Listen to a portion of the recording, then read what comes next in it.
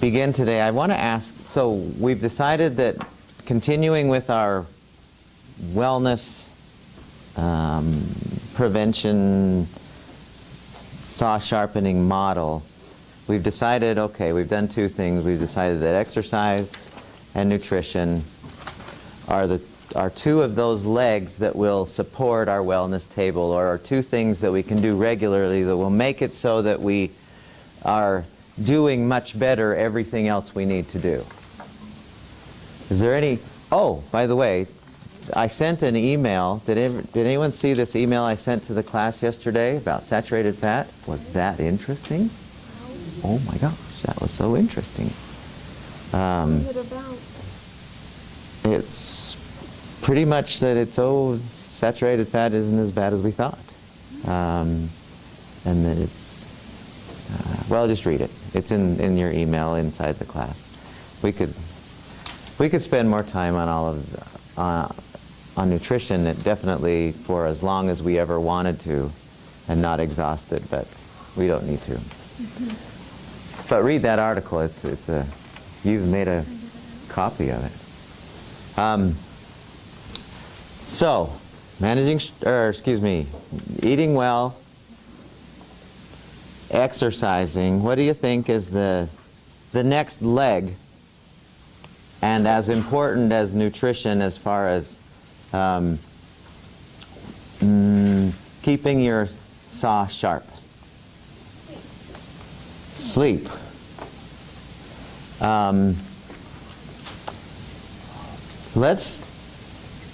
I'm going to say yes, and let's spend 3 minutes on sleep. Because that's all we need to say about sleep is about 3 minutes worth.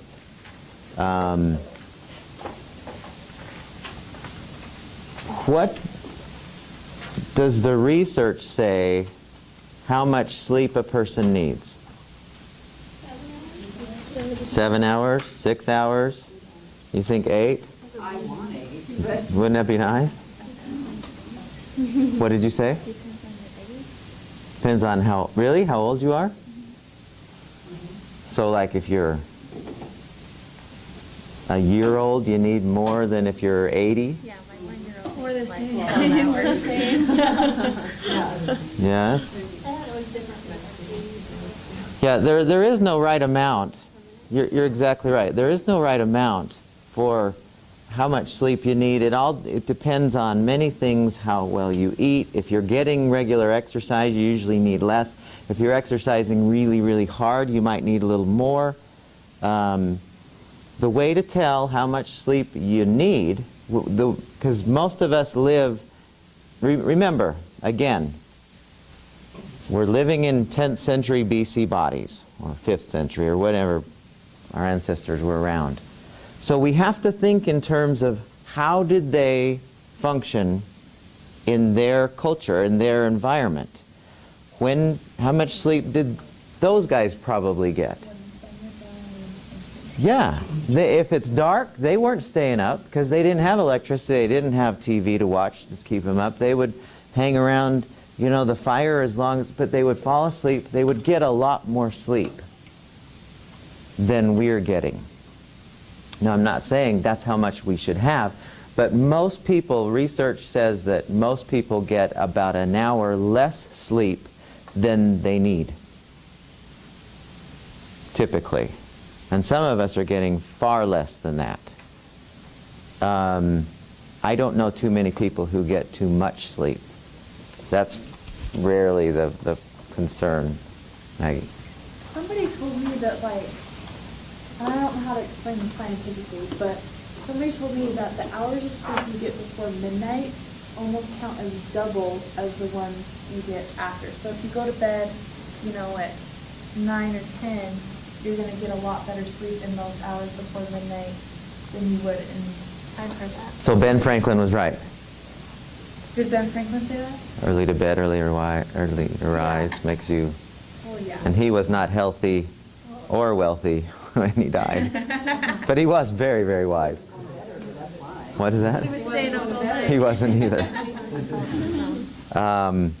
No, I've heard the same thing. I haven't seen the research to show that, but I have heard that you do get higher quality sleep if you go to sleep earlier.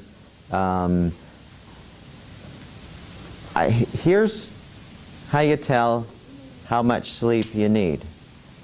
And it does, like you said, it does vary from person to person. Many in here will know that you function far better with 8 or 9 hours. Some of us in here, 6 or 7 hours, and we're really good to go. So the 8-hour is how much you need has not been verified by research. Here's an interesting study. Oh my gosh. We'll spend a little longer on sleep. They did a really fascinating study where, and Wayne Dyer tells of this in one of his, I don't remember which one, book he wrote this in, but he was talking about sleep, and he told of a study where they were able to, they took volunteers, and somehow, and he didn't describe how this developed, but somehow they made it so that all of the people who were in this study had no access to sunlight or even seeing where the sun was or clocks. And then they did regular activities. You know, it would be like being down here in this basement. You know, they had activities they can do, you know, but they couldn't ever know when it was during the day. And they were told to eat whenever you want to and sleep whenever you feel like and just do your regular activities. They were reading, they had computers, but they couldn't see what time it was. And they monitored them for various things, but one of the things that was interesting about this is they monitored them for how long they were sleeping. So they just said, sleep when you want to. And do you know how many, did anyone hear of this? They, on the average, slept 4 hours in a 24-hour period. Really? And they were fine. Yeah. Now I've tried that and I can't do it. I cannot, and I'm as willing to be a 4-hour-a-night person as anybody, but I can't function on 4 hours. But these guys who had no concept apparently did. There's a couple things on that. One, there's a professor that I have in the physics department. He sleeps between 4 and 6 hours a night, and constantly full of energy. I've asked him how he does it, and he's just like more efficient in my sleeping than most people. And I did a little bit of research on that and came across some articles that they've done studies on the efficiency of sleep and how it's related to stress. And like de-stressing, people will sleep a ton, Yeah. catch up, and then they drop back down to 5 or 6 hours of sleep. Yeah. Yeah, definitely. Stress makes a mess of our sleep, and we'll actually play with that in a minute. With the stress, I was just going to say that an interesting part of that research would have been because they ate when they wanted and slept when they wanted and kind of just did what they wanted to do, how stress played a role in not needing as much sleep or something. Yeah, like that might have been a huge part. Stress when there's no responsibility. What's that? Said the stress goes away when the responsibility is gone. If you don't have anything going on. I was definitely more stressed as I go to The way you can tell how much sleep you need is pretty simple. You just go to bed about the same time every night, wake up when you wake up, naturally without an alarm clock. You know, you'd have to make it so it's a time when you're not, when you don't have early commitments that you need an alarm clock to wake you up for.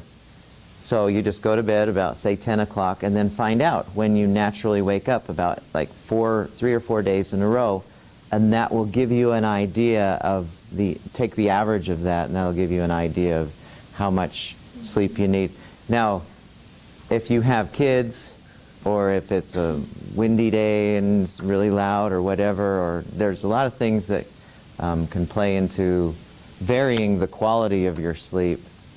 You know, and some of the things that we're finding, that I've found out, is some things that will help your sleep immensely. One is try to sleep in a place that's as dark as possible. You know, ideally you'd be not have any light whatsoever. Apparently our ancestors, that was something that happened for them. They didn't have night lights. They didn't have those kinds of things. Going to bed earlier seems to be better. Try to avoid doing really, really intense activity right before falling asleep. But there's nothing wrong with going for a walk or doing something that's a little more active before going to sleep. Try to avoid any kind of stimulants, caffeine or anything like that, the whole day. But at least if you have to have that caffeine stuff, don't have it at nighttime. I mean, these are just obvious things. But if you're not going to, how long should it take to fall asleep? Yeah, it shouldn't take longer than 3 or 4 minutes. When my head hits the pillow, really, 15 seconds later, I'm gone. And it's always been that way. I mean, that's how kids are. Little babies, you know, you put them down, and once they're settled or whatever, they're gone. 5-year-olds, they're gone. It is the stress that keeps us awake, and we'll explore what that means and why that is, but it should be immediate, and you should have tons of dreams. Whether you remember them or not doesn't matter. We all dream all night long, and when you wake up, you should wake up going, oh, I'm rested, and not needing to hit the snooze button 18 times. This is just out of curiosity, but just kind of going back to the dream thing. How is it determined, like, why is it that some people remember theirs and then some people don't? Yeah, I don't know. I think because they're conscious of it. I think it's a conscious effort to try to remember them that helps you to remember them. You know, because I've read of people who do dream logs. You know, they intentionally write down as soon as they wake up, okay, what was I just dreaming about? And they write it down. And as they do that, their ability to remember dreams increases. But most of us, we just kind of, okay, dreams, whatever, nothing. And so we don't pay attention to them, and as a result, our need to remember them is diminished. That's an interesting thing, dreams. We could play with that for an hour or two. Are there any other questions about sleeping? Yeah. How do you feel about power naps? Like those 15, 20 minutes Yeah. during the day? I am all for them. I think that it's one of those absolutely necessary things to do some quick rejuvenation moments. Now, the research on naps, that's interesting. The research on naps says naps should not be any longer than 15 minutes. Why is that? Why, you know, you've seen people who take naps for 2 or 3 hours. What's the problem with those kind of naps in the day?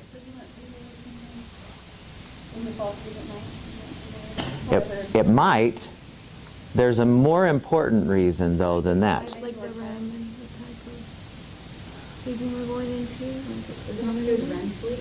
Yeah, when you sleep for longer than, it takes usually about an hour or two to get, if you're hooked up to an electroencephalogram, you know, measuring brainwave activity, it takes an hour or two for you to get into your deeper sleeping rhythms, right? Mm-hmm. So if you sleep that long in the day, you're giving your body the message, okay, now I am getting into deeper sleeping rhythms, so I'm going to turn off.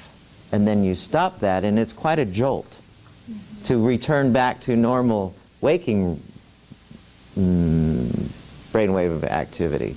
And so, yeah, there's evidence. They actually did one study, or a couple studies, one in Australia that I saw, where they took people and they had them take naps for 5 minutes, 6, 7, 8, 9, 10, all the way to a couple hours.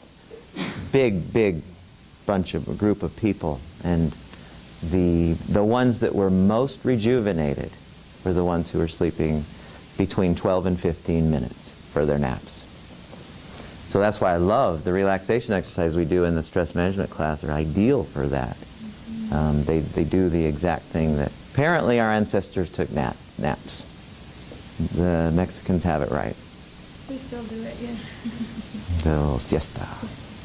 So I'm curious, on 15-minute nap, did you sit in one? Because when I try and take a nap, I have the best intention to sleep in 15 minutes, but once I'm asleep, I wake up 3 or 4 hours later, and there's...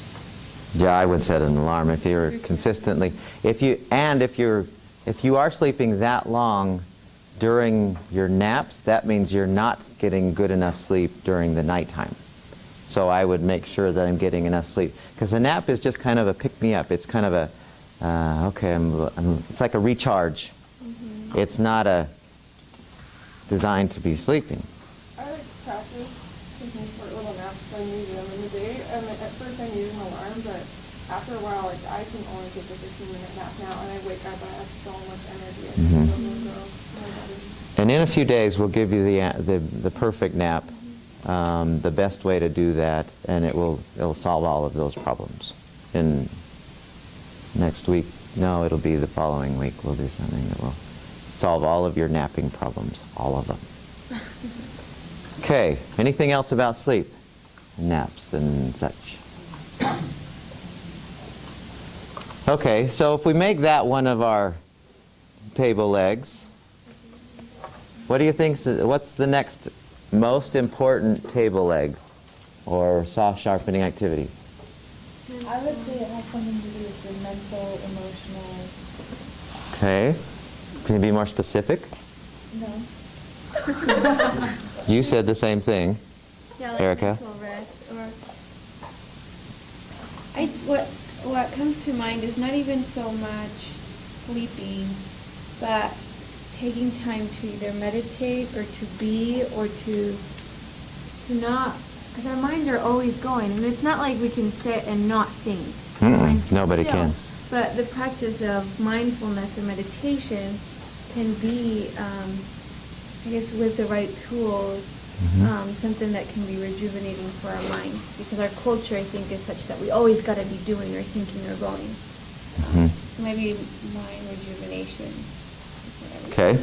You're on the right track, I think.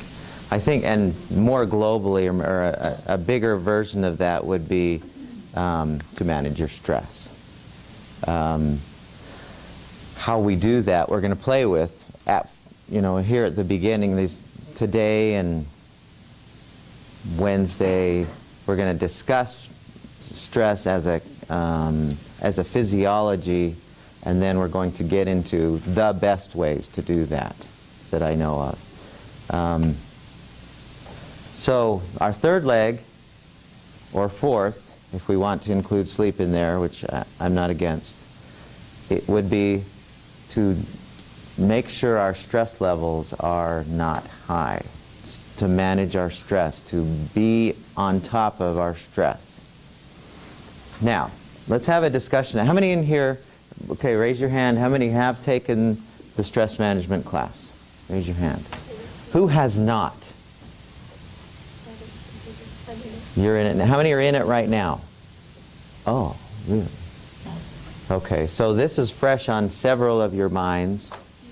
Some of you, this will be a review, and for some of you, this will be brand new. But the thing that I'm pretty sure of, it's never a bad thing to revisit stress management and keeping in our mind, because really, I've seen statistics as high as 60 to 85% of doctor visits have a stress component.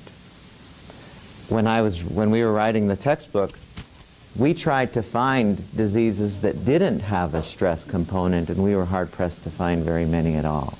When we were going through all of the chronic diseases, you know, from heart disease to lupus to autoimmune diseases to bacterial and viral diseases, I mean, all of the problems, the chronic conditions that we have in our society, every single one of them has a stress component.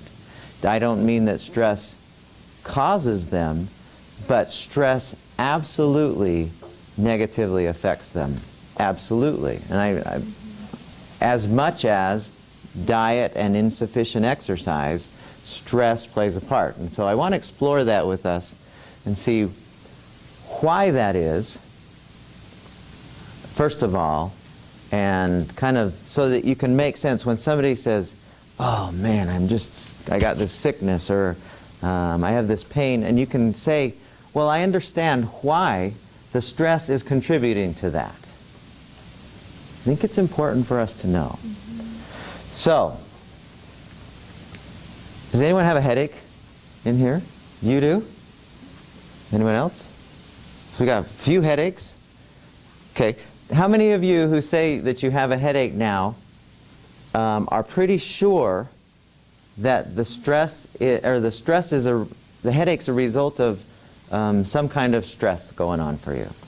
Anyone not? I mean, any of you know that it ain't the stress. So what might it be for you? Okay, so that's a different thing, maybe. So you just aren't getting rest enough. Okay, and I still think that's a rest switch is involved with stress is kind of involved there, but kind of what Kara said is, yeah, sleep is a predicting factor of headaches sometimes all by itself. Okay, so is it Kara or Tara? Tara. Sorry, I misspoke your name. So how would you, why is it, just an opening question, how is it that, because you said, several of you raised your hand and said, yeah, I'm pretty sure that the headache I have is because of my stress. How do you do that? How do we do that? How is it that stress can result in a headache? No, anybody. No. I can tell because I carry my stress, and I know I do, all the way across my shoulders and up into my neck, and then I get my headache in the back of my head. So for me, but how, tense up what do you mean you carry your stress? well, you just, I don't know how to explain it, but your muscles tense, and you're just like, But why would your muscles tense when you're not because you're just not needing to like, flex your muscles? You just do, I don't know. Like, But why would you just do? because it's the thing to do, because you're trying to be in control, I guess, and in control, you're like, Control of what? something, because you're just, like, for me, my stress is everywhere lately, so. So here's It's some just- stress right here. Yeah, that line right there, no, I'm just kidding. The line across the wall, no. I don't know. I know a specific example of stress. In the winter, I hate to drive in the snow. Hate it. So when I'm driving, I grip the steering wheel so tight that sometimes I have white knuckles if it's snowing so bad. So you're My muscles are so tight all the way across that I'm just like, I This- hurt by the time I get home. So why would you grip the steering wheel tight? Because that doesn't help you steer any better. In your mind, it does. I don't know. It's doing something when really you can't do anything. I don't Stop know. parasympathetic. That was a specific example. Thank you. You get ready to either run with saber-tooth tiger or fight saber-tooth tiger. Okay.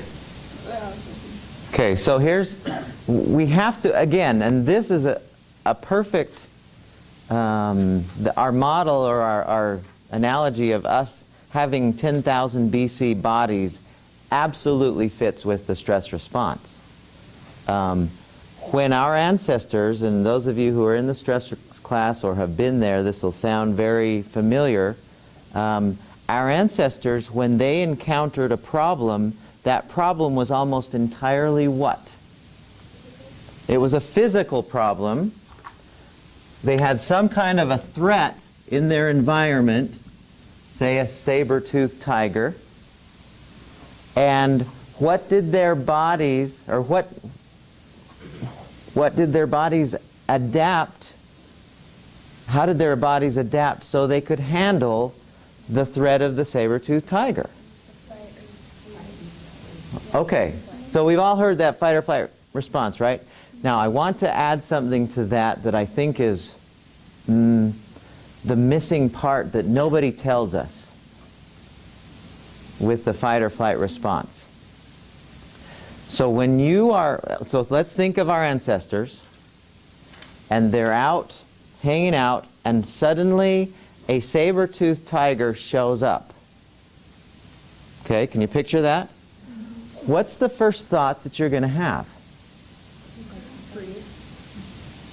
Freeze, what did you say?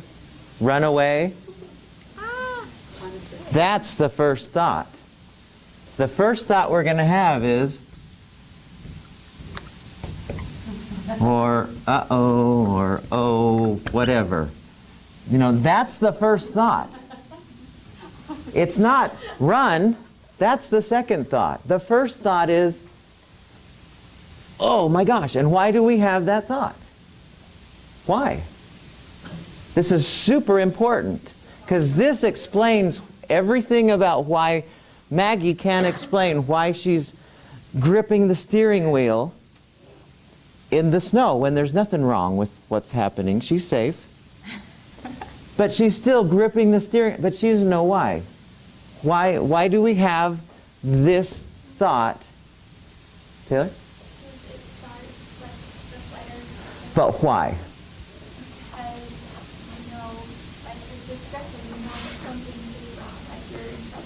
Yes, that's it. That's the one I'm looking for. I'm in trouble. I'm in danger. I could die. That's the reality that our ancestors lived in. Yeah, they have this thought, oh my gosh, I'm dead here if I don't do something, and somehow, and I don't know the history of this, but somehow they developed the ability to handle that threat. This is the threat, the saber-toothed tiger. They developed this ability to handle it, which we call the fight or flight response, right? So we have this thought, and all our next natural now, instinctive or conditioned response, conditioned from our ancestors, is to either run or fight or even freeze in order to do what? Yeah, this is all so that this leads to surviving. Now, when we have this event, the saber-toothed tiger shows up, this is conscious, this is our awareness doing the job. Once we say this, though, once we say, uh-oh, I'm in trouble, it goes unconscious. It goes to our subconscious. It goes autonomic, the autonomic nervous system. Right? We don't have any control over it anymore. So Maggie has no idea why she's gripping the steering wheel and her knuckles are white. All she knows is she said this, and her body just follows through with a flood of physiology. Now, really quickly, we spend more time in the stress class, but really quickly, what are some of the things that immediately take place when her system, when her physiology, when her subconscious, when the autonomic nervous system hears, uh-oh, I'm in danger? So our parasympathetic kicks in, which means that all the blood from our brain, or like our stomach, is going to our muscles. That's the sympathetic. The sympathetic? Sympathetic. The sympathetic is this one right here. So I thought They're both. Sympathetic and parasympathetic are both part of the autonomic nervous system. It's the sympathetic nervous system that turns all the juice on. Parasympathetic is the one that turns it off. Okay? So as the sympathetic kicks in, what happens physiologically? Okay, so senses increase, sensory acuity increases. No, for sympathetic. When you are in the fight or flight mode. Okay, you have an increase in heart rate. What else? Increased breathing rate. Mouth what? Dry mouth. Okay, which is part of the dry mouth.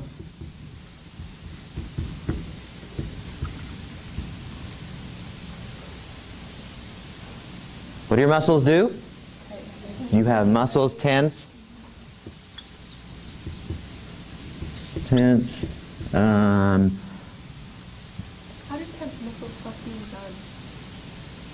That's what you use to run, is a tense muscle. But even more than that is the fighting part. You know, you think, well, I don't run with my shoulders up here, but you do fight with your shoulders up here.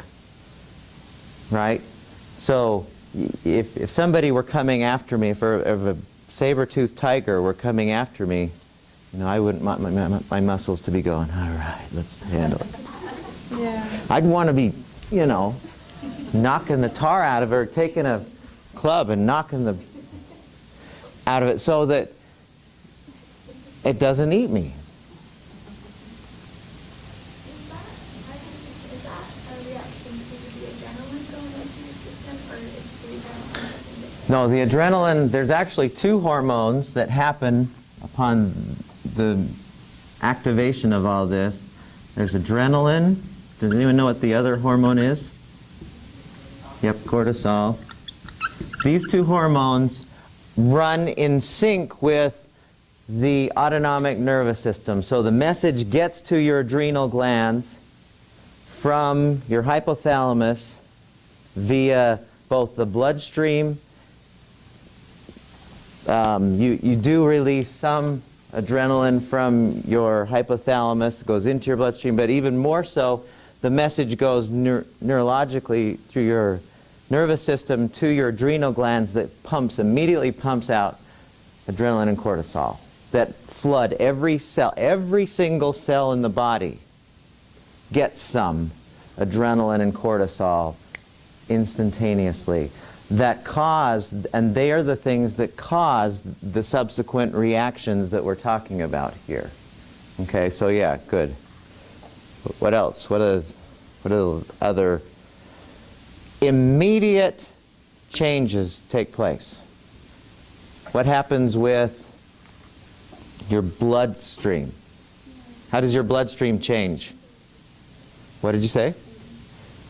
What do you mean it increases? Like you have more blood? Well, it goes through faster. Oh, you mean it increases in its speed? Yeah, excellent. So so you have increased blood pressure, and you have increased, do we say, heart rate? Okay.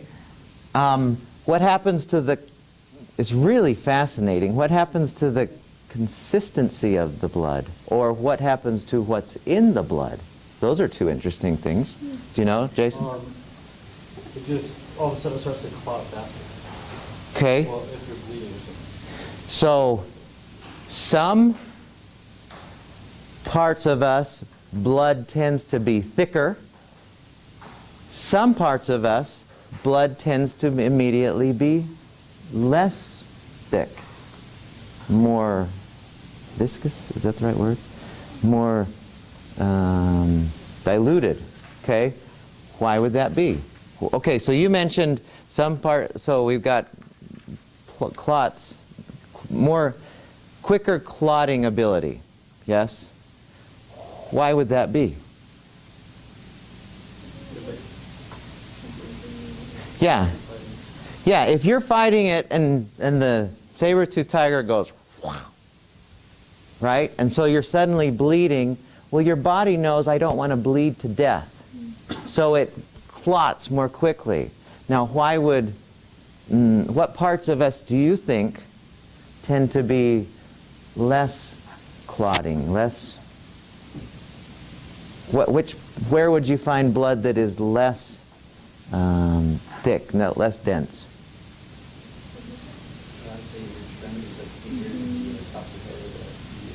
No, and actually you have less blood flow to the appendages. You know, you've heard you get cold hands, you get cold feet. Well, that's because there's actually less blood flow going to those parts.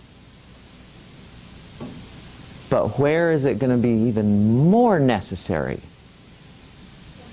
Yeah, the heart and the vital organs, and even more so the muscles. So it somehow it knows if it's at the periphery, the ability to clot happens. If it's in the, in the central part of us, it knows to be less clotting. Isn't that interesting? What about blood sugar? Does it increase or decrease? It's all stored in our liver. Some sugar is stored in our muscles. What happens, and our fat can also convert into sugar. Does it increase the energy? Yeah. So you have an increase in blood sugar. What about blood fat? Would it increase? You have an increase in triglycerides. What's the purpose for that?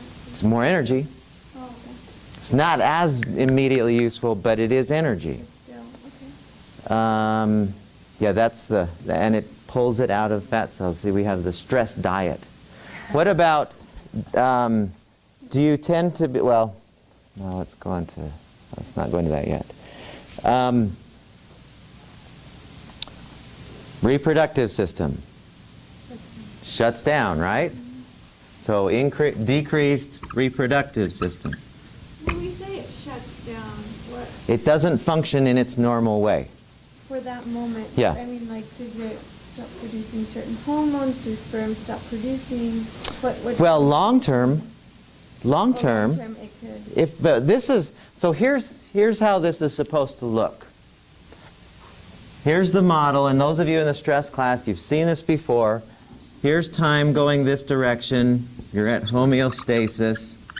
And something happens in your environment. Saber-toothed tiger shows up. The fight or flight response turns on, giving us all of this that we're saying here, and there's lots more, is designed to make us super fast, super powerful immediately. We become, I remember on one occasion I had a student in the stress management class who, she was a mom, lived in Idaho, and they lived on a farm, and she said that she was one day working on her farm, on a tractor in a wheat field, and she was going along on this tractor, and then she felt this unusual bump, and she had run over her kid. And he turned out to be okay, but in that moment, she had to lift the tractor up, pull out the kid, and then run with lightning speed back, carrying the kid back to their house to get help. She says, I've never run so fast. I've never felt so powerful as that moment when I was trying to save my kid. We love having this. We love that we can have immediate power, immediate strength. Right now, we love that we have this in us. Now, does anyone here run? Do we have any runners, like really fast runners? I mean, like ran the 100 or the 200 or the 400 or anything like that? My son does. Okay. You ran the what? I ran Two? Wow, those are Yeah, it's difficult, right? So, how long, so think of the speed. What's your name?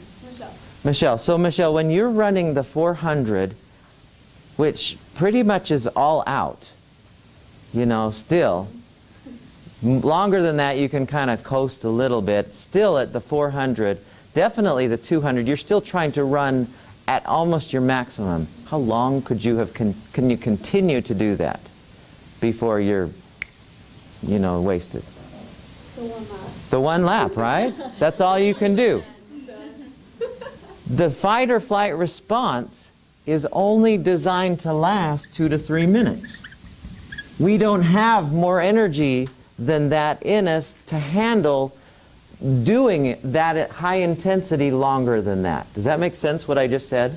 We don't have the energy to be able to be in that fight or flight, super fast, super power, right now state for longer than 2 or 3. We just don't have it in us, like the 200, 400 speedster.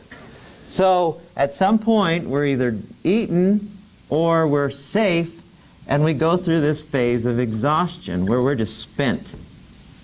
Nothing left in the tank. And then we restore, and we come back to homeostasis again. That's how it was for our ancestors.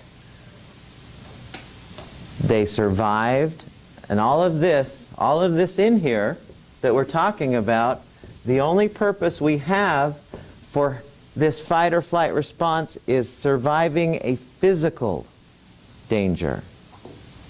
Get that? It is only helpful for physical danger.